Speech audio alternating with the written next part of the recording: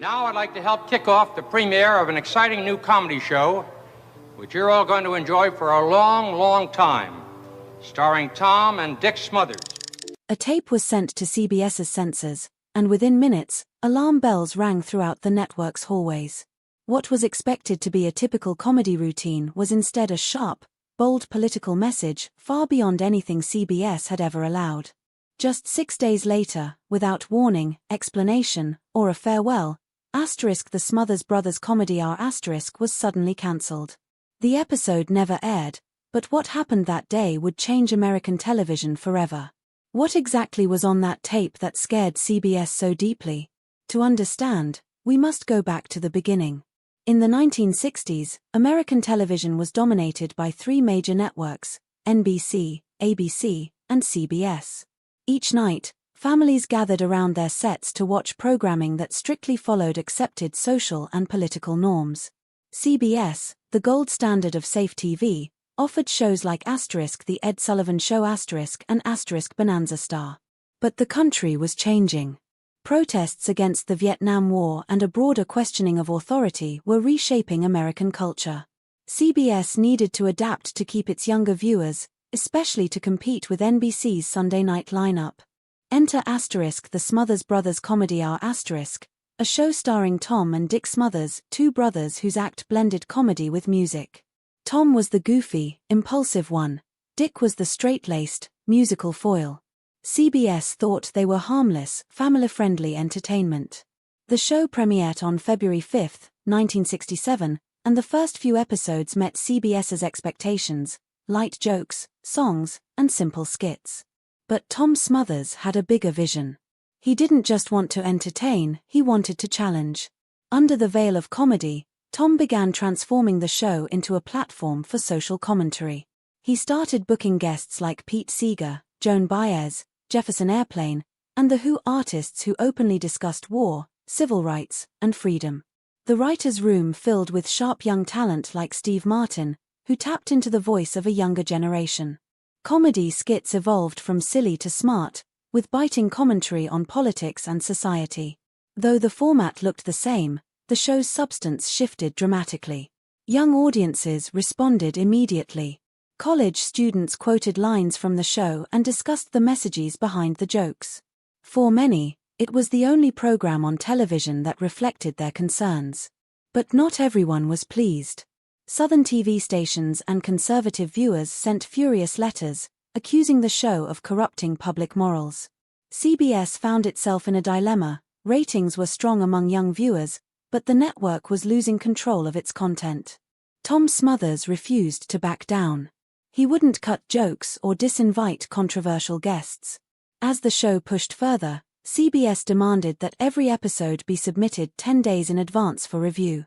Tom regularly ignored this rule, delivering episodes at the last minute to prevent censorship. Behind the scenes, tensions grew between Tom and CBS executives. Dick, stuck in the middle, tried to keep the peace while Tom pushed against the network's limits. By the second season, the comedy had grown even bolder. Musical guests sang openly about drugs, war, and resistance. The Who destroyed sound equipment with their performances. Joan Baez dedicated a song to her jailed husband, imprisoned for draft refusal. Comedian Pat Paulson ran a fake presidential campaign, mocking real politicians by making absurd promises like increasing potholes to test public patience, satire that felt uncomfortably close to the truth. The show's most controversial voice was David Steinberg, who delivered mock sermons that blended religion with politics. In one sketch, he rewrote Bible stories to reflect the anti-war movement, comparing Moses to conscientious objectors. Religious viewers were outraged. In October 1968, some CBS affiliates refused to air Steinberg's sketch. The network received over 300 angry calls and letters in a single week. Meanwhile, college campuses traded bootleg tapes of Steinberg's banned sermons. For many young Americans, the Smothers Brothers Comedy Hour became a lifeline, a rare TV show that represented the world they were living in. CBS, increasingly alarmed, tightened the rules. Every script, joke, and guest had to be approved. Still, Tom continued to push. By early 1969, The network had had enough. Local affiliates threatened to pull the show. Advertisers were getting nervous. When Tom invited Steinberg back for another sermon, CBS knew the line was about to be crossed.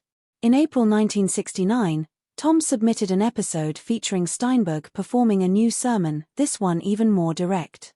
On a stage designed like a synagogue, Steinberg reimagined Moses as a modern anti-war activist. He said Moses wasn't just obeying God, he was defying an unjust ruler, just like young people refusing to fight in Vietnam. Then, looking directly at the camera, he declared, "Sorry, Mr. President, but take your army and go. I will not help you anymore." The audience erupted in applause. CBS executives, however, were horrified. To them, this was a direct attack on President Nixon. The sketch ended with a folk group singing "No More Promised Lands," urging viewers to reject hollow political promises and think for themselves. As Steinberg threw his prayer shawl into the crowd and shouted "Peace, not war," CBS censors shut it down. The network claimed the episode missed its submission deadline, but Tom insisted it was delivered on time. CBS demanded the sermon be cut. Tom refused. On April 4, 1969, CBS abruptly cancelled *The Smothers Brothers Comedy Hour star. No press release. No final episode.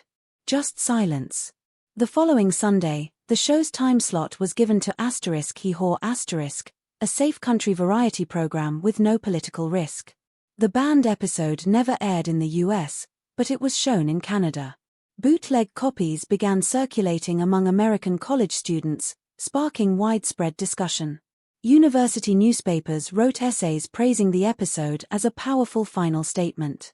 Though it had been silenced, *The Smothers Brothers Comedy Hour* became a symbol of free speech, resistance, and the ongoing struggle between art and authority. Young audiences were inspired. Older viewers were divided. But one thing was clear: television would never be the same again. Viewers saw the sudden cancellation of *The Smothers Brothers Comedy Hour* as proof that CBS cared more about protecting politics than upholding free speech. Small protests broke out at CBS offices in several cities, though many conservatives defended the network's actions as necessary to protect public morals. For Tom and Dick Smothers, however, the cancellation was devastating. Television opportunities vanished overnight. Tom was labeled too dangerous to hire, and even Dick, though more cautious, was blacklisted by association. But the brothers didn't give up. They sued CBS for breach of contract, arguing that the cancellation was a pretext to silence their political views. After a 4-year legal battle, the court ruled in their favor in 1973 and ordered CBS to pay over $770,000. Still, the damage had been done. Their television careers were essentially over. The strain of the ordeal also took a toll on their relationship. Dick later admitted that he didn't always agree with Tom's uncompromising stance, believing that if Tom had been more willing to compromise, the show could have lasted longer and reached more people. Yet despite their differences, the brothers remained close, continuing to perform in smaller venues for their loyal fanbase. The show's cancellation sent shockwaves through the television industry. Young writers and producers saw it as a harsh lesson about the limits of creative freedom under network control. Lorne Michaels, who later created *Saturday Night Live*, credited *The Smothers Brothers Comedy Hour* with proving that political satire could survive even briefly on primetime TV. For a generation of comedians and artists, Tom and Dick Smothers became icons of artistic courage. The censored tapes of their show became underground treasures, circulated like forbidden relics. Rejected sketches resurfaced years later in personal archives, fueling the legend of a show silenced for speaking too boldly. Over time, public opinion about the show evolved. What had once seemed subversive or inappropriate came to be viewed as brave and visionary. In 2008, nearly 40 years after the cancellation, Tom Smothers received an honorary Emmy Award. In his acceptance speech, he said simply, "Peace is harder than war," a quote that resonated deeply and has since been widely repeated. In 2010, Tom and Dick were inducted into the Television Academy Hall of Fame, finally earning formal recognition for their impact on American media. The show's political legacy was further cemented when it was revealed that Tom and Dick Smothers had been placed on President Nixon's infamous enemies list during the early 1970s. While they didn't face the same consequences as journalists or politicians, their inclusion made it clear just how much their voices had rattled those in power. In 2022, the full archive of the show, including scripts, tapes, and unaired sketches, was transferred to UC Santa Barbara for preservation.